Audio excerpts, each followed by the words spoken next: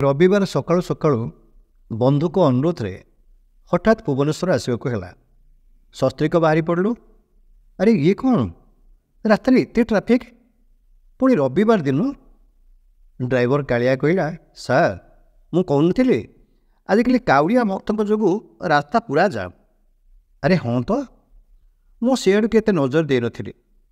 ଜଗତସିଂହପୁରରୁ କନ୍ଦରପୁର ଦେଇ କଟକ ଆସିବା ବାଟରେ କାଁ ଭାଁ କେଉଁଠି କେମିତି ବେଶଭୂଷାରେ ସଜେଇ ହୋଇ କାଉଡ଼ିଆ ଭକ୍ତ ଚାଲୁଥିବେ ଆମ ରାସ୍ତାରେ। ପୁଅ ଝିଅ, ଯୁବକ ଯୁବତୀ, ମହିଳାମାନେ ସବୁ ଧାଡ଼ି ଧାଡ଼ି ହୋଇ ଚାଲିଛନ୍ତି। ଆଗରୁ ତ ଏତେ ମହିଳା ସାମିଲ ହେବାର ନଜିର ନଥିଲା। ଏବେ କିନ୍ତୁ ବହୁ ମହିଳା କାଉଡ଼ି ଯାତ୍ରାରେ ସାମିଲ ହେଉଛନ୍ତି। ପୁରୁଷମାନଙ୍କ ମେଳରେ ଗପସପ ହେଇ ଧାଉଁଛନ୍ତି ଧଇଁସଇଁ ହୋଇ।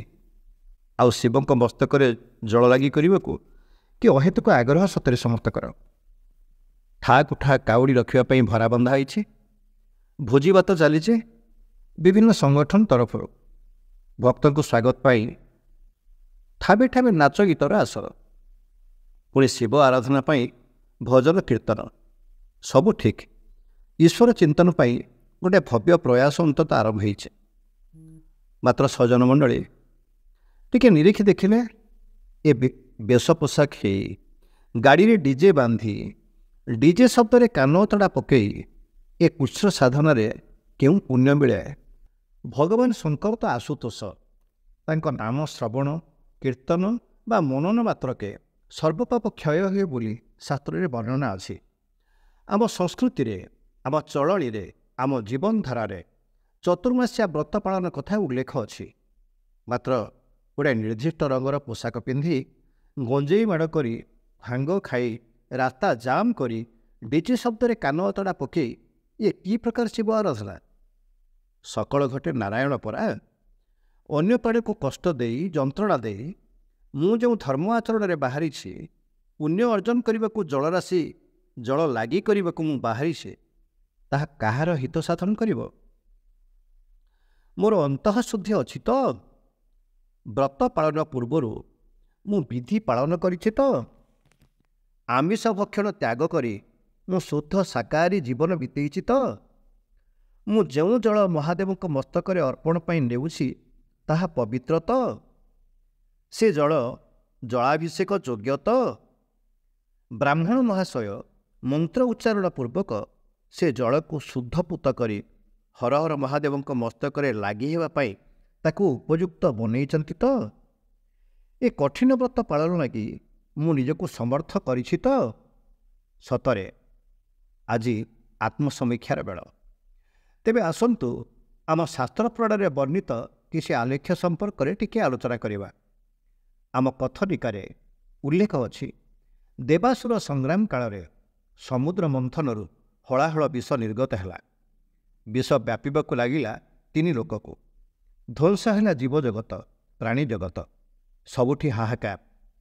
ତ୍ରିଲୋକକୁ ସନ୍ତାପରୁ ରକ୍ଷା ପାଇଁ ତ୍ରାଣକର୍ତ୍ତା ସାଜିଲେ ଦେବଦେବ ମହାଦେବ। ସୃଷ୍ଟି ରକ୍ଷା ନିମିତ୍ତ ସମୁଦ୍ର ମନ୍ଥନରୁ ନିର୍ଗତ ବିଷକୁ ପାନ କରିବାକୁ ଲାଗିଲେ ମହାଦେବ। ଆଉ ବିଷ ଜ୍ୱାଳାରେ ତାଙ୍କ ଶରୀର ନୀଳବର୍ଣ୍ଣ ଧାରଣ କରିବା ସଙ୍ଗେ ସଙ୍ଗେ କଣ୍ଠ ଗାଢ଼ ନୀଳବର୍ଣ୍ଣ ହେଲା ଭୋଳାନାଥଙ୍କର।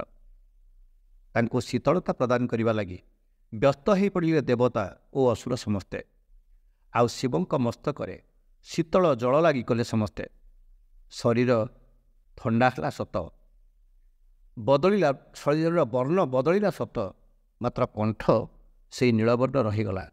ଆଉ ଦେବଦେବ ମହାଦେବଙ୍କୁ ସେଇଥିପାଇଁ ନୀଳକଣ୍ଠ କୁହାଗଲା। ସେହି ସମୟ ହିଁ ଥିଲା ଆଷାଢ଼ ପୂର୍ଣ୍ଣିମା ଠାରୁ ଶ୍ରାବଣ ପୂର୍ଣ୍ଣିମା ପର୍ଯ୍ୟନ୍ତର ସମୟ। ପ୍ରାଚୀନ ଗ୍ରନ୍ଥ ବିଷ୍ଣୁଶ୍ରୁତି ଅନୁସାରେ ଦେବଦେବ ମହାଦେବଙ୍କୁ ଗଙ୍ଗା, ଯମୁନା, ସରସ୍ୱତୀର ସଙ୍ଗମସ୍ଥଳ ଯେଉଁ ପ୍ରୟାଗ କ୍ଷେତ୍ର ଅଛି, ସେହି କ୍ଷେତ୍ରର ଜଳ ନେଇ ମହାଦେବଙ୍କ ଜଳାଭିଷେକ କରାଯିବା ବିଧେୟ।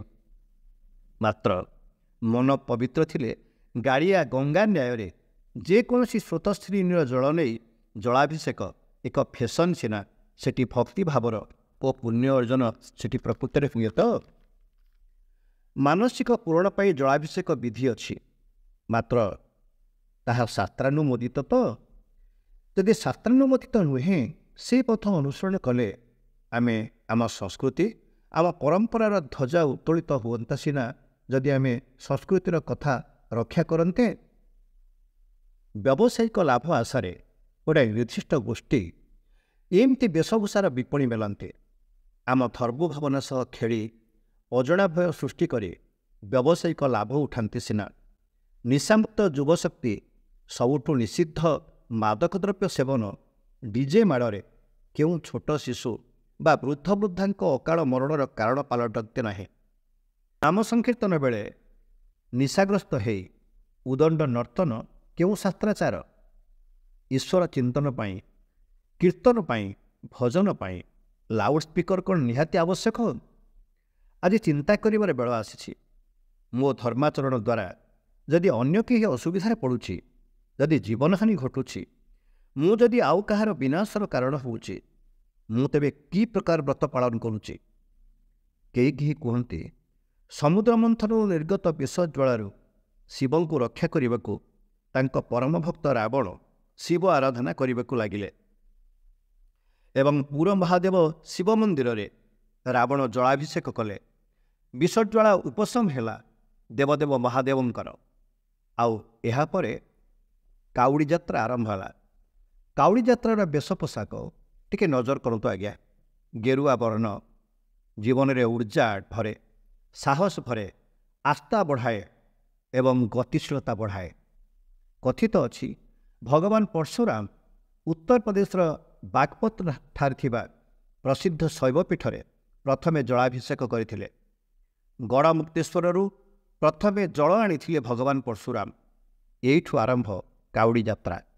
କାଉଡ଼ିଆମାନେ ସେଇଥିପାଇଁ ପରଶୁରାମ ବେଶ ଧାରଣ କରି ଜଳଭାର ନେଇ ଜଳାଭିଷେକ କରନ୍ତି ବୋଲି ବିଶ୍ୱାସ କରାଯାଏ।